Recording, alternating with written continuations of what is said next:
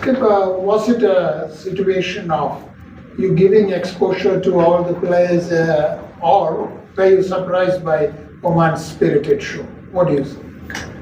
See, I feel they played some good brand of cricket. When I told in the post match also that they batted really well. There was a little bit of dew, but that's not an excuse. They batted really well. And from our batting point of view, our batters didn't get a lot of game time. Starting from Sanju, Hardik, a lot of them, Aksar, even Dubey. Tilak also against Pakistan didn't get a lot of time to bat, and Arshdeep and Harshit, as you may know, that he's someone who can bat. So we wanted to see how he can bat in the last 3-4 overs. And when 1 or 2 overs were left, Arshdeep said that he wanted to go into bat. I said no problem, you can definitely go in. It's completely fine. But I bat or I don't bat, winning the game is more important. That's fine. Surya, we all know India, Pakistan, high pressure always. Playing them twice in a week, especially in the current scenario, given all that's going on, how challenging is that? And do you feel after your last performance against Pakistan, where you guys were so impressive, the focus is kind of not from within the team, but outside, the focus has shifted away from the performance and all that happened later? I feel our preparations have been really good leading into the tournament, and we had 3 good games also.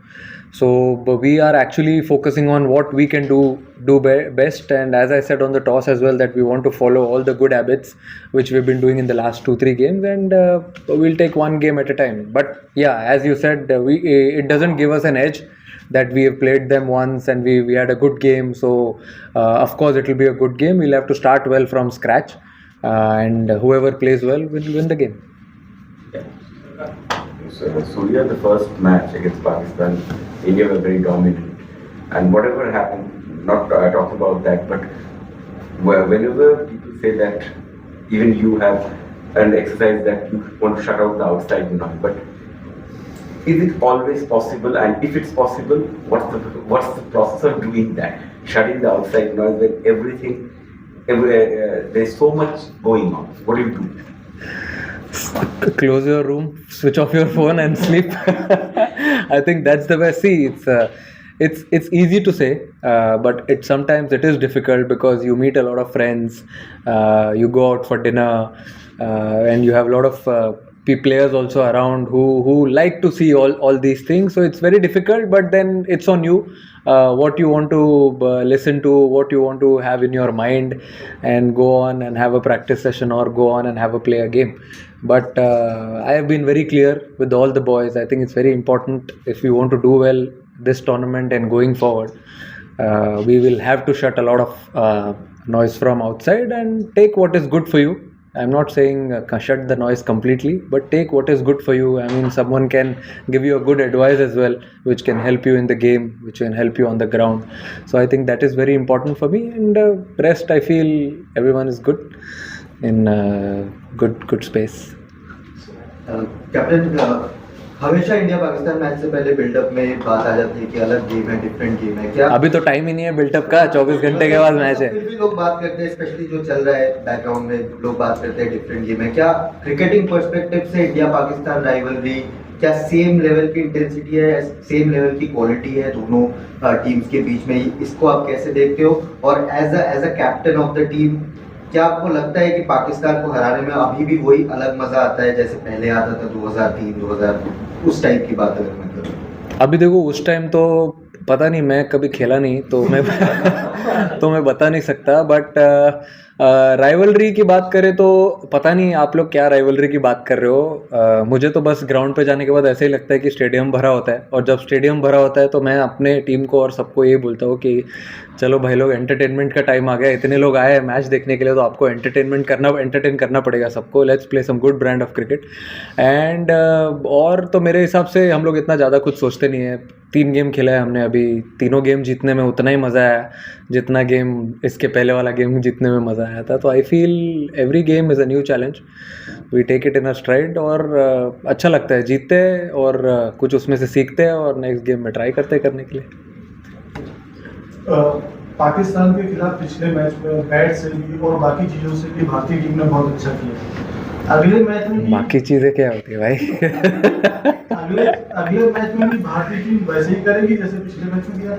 अच्छा, ball से अच्छा किया था, correct, वो बोलना चाह रहा, फिर ठीक है जी, बिल्कुल। अच्छा बॉल और बैट का अच्छा कॉन्टेस्ट है, अच्छी इंटेंसिटी का भी कॉन्टेस्ट है। आई फील जैसे कि मैंने अभी लास्ट क्वेश्चन में बोला कि पूरा स्टेडियम भरा होता है, उससे ज़्यादा आपको क्या है, बेस्ट क्राउड आता है सपोर्ट करने के लिए। And it's best thing, put your best foot forward for the country and enjoy the game. Surya, tournament का बिजनेस एंड है और यहाँ अरे दादा, अभी तो चालू है यार। बिजनेस एंड कैसे हो गया? अच्छा, लीग स्टेज का, फिर ठीक हो गया। अभी हम देख रहे हैं कि सेकंड हाफ में जो भी टीम चेस कर रही है थोड़ा सा मदद मिल रहा है। हालांकि जब हम यहाँ पर लास्ट टाइम 2022 में या 2021 में खेले थे तब टॉस बहुत बड़ा फैक्टर होता है। इस टूर्नामेंट में अभी तक उतना बड़ा फैक्टर नहीं रहा है, लेकिन अभी आपको लग रहा है कि गोइंग फॉरवर्ड थोड़ा सा टॉस फैक्टर होगा क्योंकि चेजिंग टीम को थोड़ा सा मदद मिल रहा है बिकॉज ऑफ द कंडीशन। अब वहाँ तो पता नहीं, इतना डिफरेंस नहीं हुआ टॉस का दुबई में। यहाँ पे थोड़ा सा ह्यूमिड था, थोड़ा कंडीशंस बेटर हो गए सेकंड हाफ में, बट वहाँ पे मुझे ऐसा लगता है जो टीम 40 ओवर्स के लिए सिमिलर ही होता है, विकेट इतना चेंज नहीं होता है, ड्यू भी नहीं था इतना। तो जो टीम दोनों फेज अच्छा खेलेगी बैटिंग और बॉलिंग का, I think it will be good for them. मेरे हिसाब से तो इतना चेंज नहीं हुआ, दोनों इनिंग्स में कंडीशंस सिमिलर ही थे। सेकंड इनिंग में थोड़ा बेटर आया हो सकता है बैट पे ball, but I feel conditions for 40 overs were really good. Surya, for a change, was it nice to kind of play this game where the focus on all sides was just the cricket, and also to have run close, the opposition challenging you guys, and also all of the batters batting out 20 overs, which you didn't do in the 2 games. How does this set you up going into the Super Bowls? I think focus was always on the game in all the 3 games which we played. It was never changed from that, and I think everyone has got enough time in the middle with the ball, with the bat, going into Super 4s, and I'm sure two other teams who are also coming from other group will also be pumped up, and we are also excited to play them. Skipper उसके बाद जो है लगातार मुकाबले खेलने alternate days पर एक ही match के बीच में जो है वो 2 दिन का गैप है। इतने ह्यूमिड कंडीशंस, इतनी गर्मी, प्रैक्टिस सेशंस में भी देखा काफ़ी दिक्कत हो रही है। किस तरीके से आप लोग खुद को तैयार कर रहे हैं इन कंडीशंस के लिए, और जब इतने क्विक सक्सेशंस में गेम्स हैं क्या फ़र्क पड़ेगा?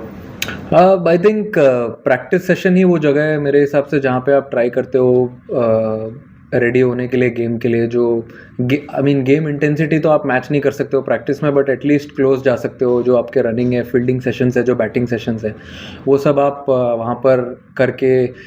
हाइड्रेशन आई थिंक एक मेन चीज़ है जो मेरे हिसाब से जो स्पोर्ट्स साइंस टीम है हमारी वो अच्छे से ध्यान दे रही है। रिकवरी बहुत इंपॉर्टेंट है।